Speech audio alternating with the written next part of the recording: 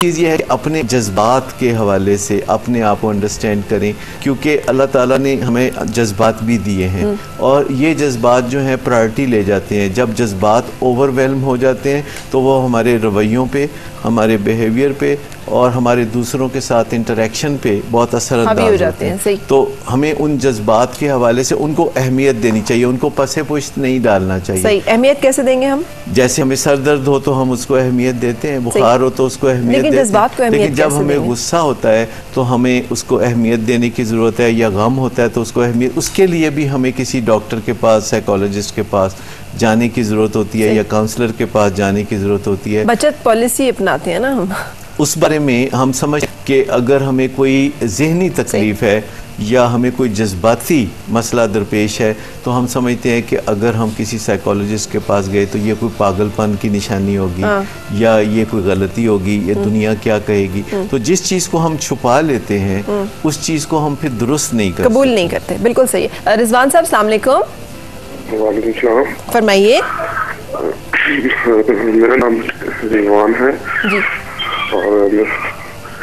और जी मेरी जो है आपकी आवाज़ सही नहीं आ रही, थोड़ा खुल के बोले।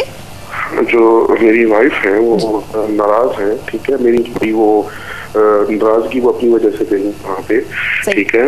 और मतलब मैं यहाँ पे टेंशन लेता हूँ, हालांकि मेरी कोई मिस्टेक भी नहीं है, मैंने उनको माफ़ भी कर दी, लेकिन मैं फिर भी एक मेंटली टेंशन ले रहा हूँ। मैं डॉक्टर साहब से पूछना था मुझे इस बारे में क्या करना चाहिए था।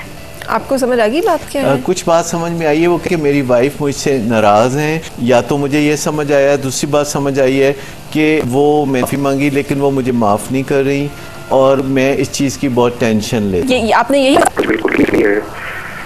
आप जरा खुल के बता दें इस चीज़ का है कि अम्मा की बात सुनी, उनकी नहीं सुनी है, उन्हें लगा किसी और औरत के साथ आपने मैंने पैसे भेजे अम्मा को, अच्छा। ठीक है, और उनमें से बोला कि थोड़े से पैसे आप उनसे ले लो। अच्छा। उन्होंने बोला कि आपने सारे पैसे उनको क्यों भेजे, मुझे क्यों नहीं भेजे। इस बात पे अब फील करते हैं और बेगम आपसे राजी नहीं हो रही। सही। राजी नहीं है। देखिए ना, मैं अपने माँ बाप को भी नहीं ना छोड़ता, और मैं डॉक्टर साहब से कहूँ कि नसीहत जारी करें कि जो बेटियां देते हैं को ये भी समझना चाहिए कि अब वो घर उनका है, बिल्कुल। अब हमारा घर से कोई रिलेशन नहीं है, माँ बाप वो जरूर है। बिल्कुल।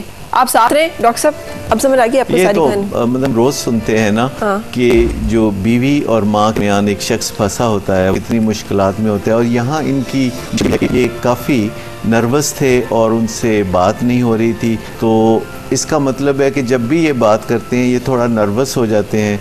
हालांकि हमारे साथ तो इनका कोई ऐसी नाराज़गी वाला मसला नहीं था कि हमारे सामने नर्वस होते, लेकिन ये अक्सर वो कहते हैं मैं टेंस रहता हूँ, मैंने माफ़ी भी मांगी बीवी से तो वो माफ़ नहीं कर रही। तो बाज़ औक़ात ऐसा होता है कि हमें ज़िंदगी में ऐसे साथी मिलते हैं कि जिनके अंदर माफ़ करने की सलाहियत नहीं। अच्छा, लेकिन डॉक्टर साहब एक और बात